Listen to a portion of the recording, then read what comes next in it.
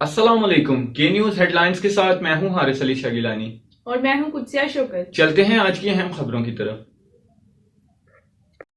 رخ کریں گے اسلام آباد کا۔ پاکستان تحریک انصاف کے چیئرمین عمران خان کا کہنا ہے کہ 2 جولائی کو اسلام آباد میں عوام کے ساتھ مل کر ملک اور عوام کے خلاف سازش پر تاریخی احتجاج کریں گے۔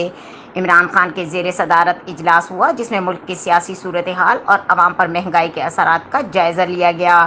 اجلاس میں 2 جولائی کو اسلام آباد میں جلسے کے انعقاد سے متعلق امور پر گفتگو کی گئی اور حکومت کے اتحادیوں کی قومی اسمبلی میں تقاریر کے متن کا بھی جائزہ لیا گیا۔ اس موقع پر پی ٹی آئی کے چیئرمین عمران خان نے کہا کہ پاکستان کو مزید دلدل میں گرنے سے بچانے کے لیے واحد راستہ صاف شفاف انتخابات ہیں۔ عمران خان نے پارٹی ذمہ داران کو مہنگائی پر عوام کی بھرپور ترجمانی کی ہدایت کرتے ہوئے کہا کہ چوروں نے خود کو ریلیف دینے کے لیے عوام کو بدترین مہنگائی کی اذیت ناک تکلیف میں مبتلا کر رکھا ہے۔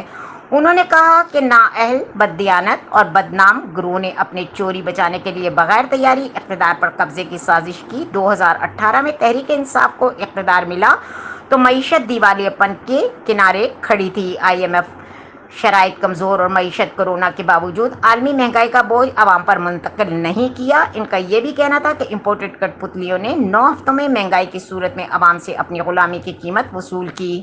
ان تجربہ کار چوروں کے زیر سایہ حال کی معیشت کا مستقبل بھی تاریک ہے۔ متنبہ کیا جاتا ہے کہ نہایت محنت سے کھڑی کی گئی معیشت سیاسی عدم استحکام کا بوجھ برداشت نہیں کر پائے گی۔